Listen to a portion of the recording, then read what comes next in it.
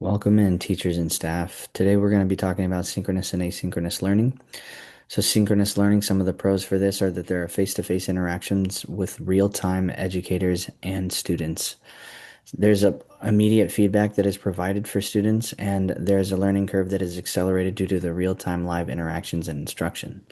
However, there's also some cons. So there's limited flexibility due to the schedule and timing for both instructors and students, inconsistent quality in learning due to limitations over virtual interactions and instruction, and lack of personal attention during instruction times limits, such as when students and teachers interact with one another. For asynchronous learning, some of the pros are that there's flexible scheduling for both educators and students, and it allows everyone to participate in the learning during their preferred times. Enhanced classroom discussions can happen due to multiple modalities and ways to participate in their learning, and that there's unlimited numbers of learners that could be a part of the learning environment due to its flexibility.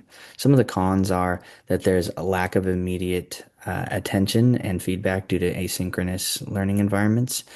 It needs to be high intrinsic motivation and accountability is needed for student success.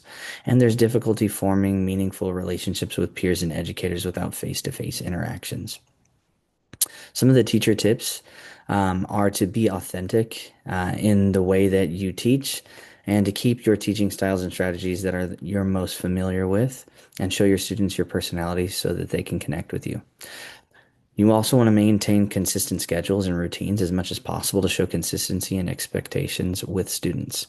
Flexibility will help with instructional practices and allow students to display what they know in their own way and create a sense of differentiated instruction, which will help increase engagement and retention of knowledge.